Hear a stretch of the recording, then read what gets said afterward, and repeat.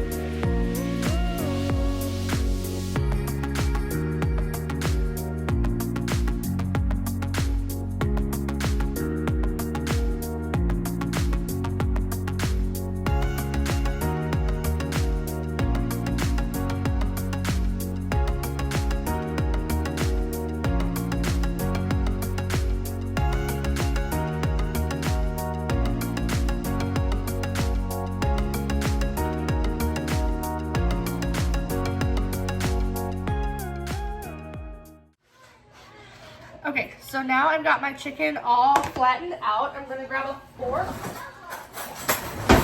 and beat these eggs really quickly. I've just got 4 eggs in these little Pyrex dishes. This is what I just use for my dredging. I don't have anything fancy, but I'm just going to beat these up, and we will put the chicken in the egg first, and then the breadcrumbs. And we actually bake our chicken parmesan instead of frying it. You can totally fry it in some like a little bit of oil on the stove, just a few minutes on each side. Really won't take long because these pieces are so thin. Okay, so our eggs are beaten.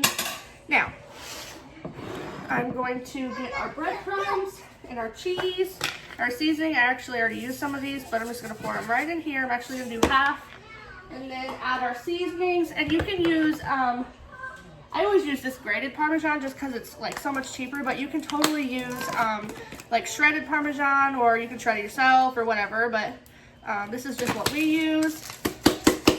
Sorry, it's been in my fridge, it's a little stuck together. But I like to pour half of it in and then season. This is the onion powder. Then I just like to season in between, and we like to season it a lot. Okay, and then some Italian seasoning.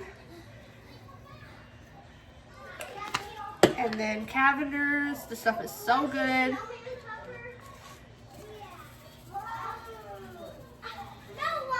Alrighty, and now we're gonna do garlic powder. You know how we feel about garlic powder around here, so we're gonna put quite a bit of that in there, and then we'll put the rest of the breadcrumbs in, and then I'll just mix it up, and we will start dredging or breading up these chicken pieces.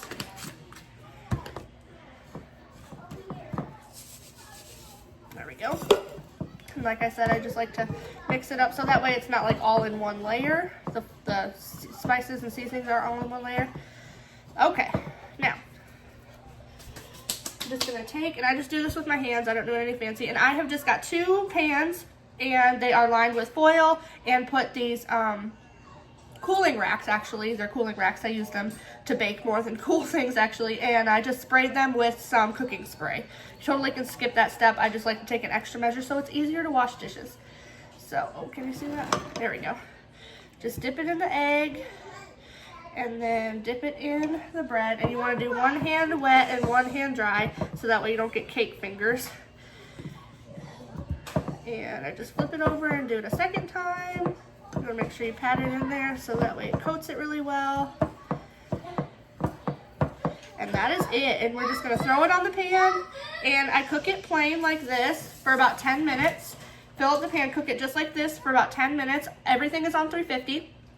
I'm gonna cook it plain for about 10 minutes, and then I'll take it out and I'll put the sauce and the cheese on top for the last 10 to 15 minutes. Like I said, these take no time at all, and they're super affordable. This pack of chicken will feed my entire family, and I've got my parents and my siblings here, so there are 12 of us, and this pack of chicken was like $6 or $7. So at Aldi, I always recommend going to Aldi. So I'm just gonna do the same process with all the rest of the chicken, and then I will throw it in the oven, and when I pull it out to put the cheese and the sauce on top, I will touch back with you. Okay, so I have finished breading all of my chicken, and they are going to go in the oven at 350 degrees for 10 minutes, and then I will pull them out and put the cheese and the sauce on them, and we'll go from there.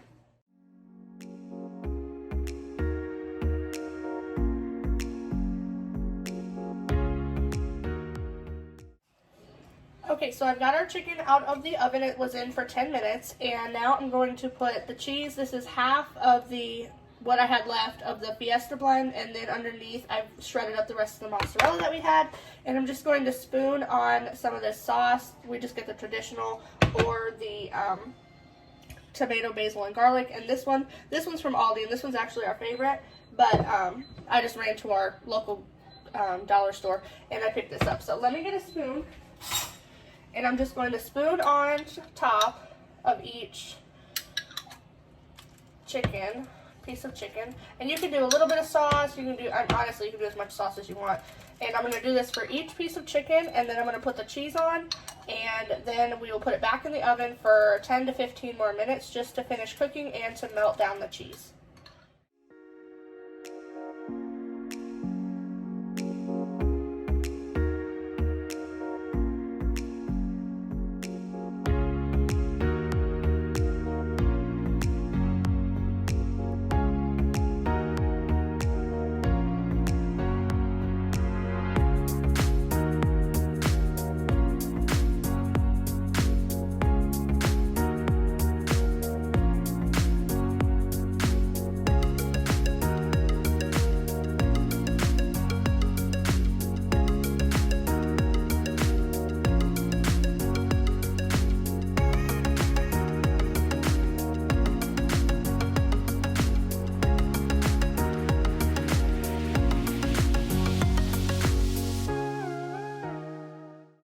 Okay, so I grabbed this other thing of Colby Jack. Usually there would be way more cheese on these, so I'm going to shred this up and I'm going to add it on top. Again, I'm just using what I have, and none of this, barely half of this is mozzarella, which is what you would usually use. However, we're working with what we have, so I'm going to shred this up and put it on.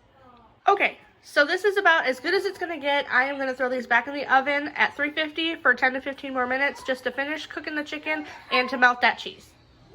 Okay, so while that is in the oven for the last few minutes, I'm going to start my water on to boil for my pasta. And then I've got that jar of the tomato basil in here. I'm going to dress it up, and I'm just going to add the rest of the sauce that we used to put on top of the chicken. And I'm going to put it right here in the pot just to use up the rest of it. And I'm going to dress up the sauce, and we will go from there. Okay, so to dress up the sauce, I'm just going to add basically what was in my breadcrumbs. So I'm going to add some Italian seasoning. I'm going to add some Cavenders. I'm going to add garlic powder and onion powder. And then if you didn't know, hi, my name is Shelly. I'm from Northern Illinois, and we put sugar in our spaghetti sauce. Not enough to make it sweet, but just enough to kind of break down, cut the acid from the tomatoes in there. So really not a lot, just a few tablespoons. And then, like I said, we're going to add the Italian seasoning, so I'm going to put that in here. I'm going to put in the Cavenders. And you can totally leave your sauce exactly the way that you have it, but we just like to dress it up. And onion powder. And I'm just going to let this simmer in here until it gets all nice and warm and bubbly. And then when the pasta's done, I will put the sauce on the pasta. And I got some garlic bread just from the box. I will show you that in a second. And I'm just going to throw that in the oven, and this will be our dinner. Okay, so this is the garlic bread that I picked up. You can get this at Dollar Tree for $1. I got it at Family Dollar, so it was $2, but it was closer to me at the time. So I picked up this garlic bread, and the girls are going to help me put it on the plates. They're matching today, and they're really excited about it. So I'm going to let them each have a bag, and they are just going to go at it. Go ahead, girls.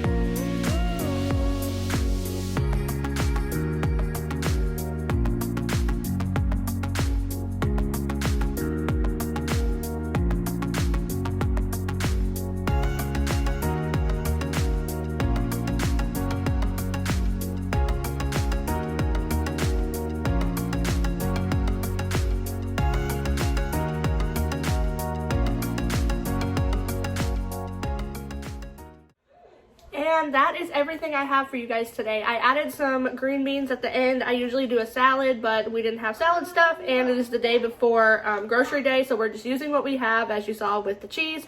But yeah, thank you guys so much for watching. If you liked what you saw, leave me a thumbs up. Excuse me, the kids are eating right now. If you like what you saw, leave me a thumbs up. If you don't, leave me a thumbs down and let me know what you would like to see. If you have any recommendations for affordable meals that will feed large families, please leave those down in the comments. And until next time, I will see you then.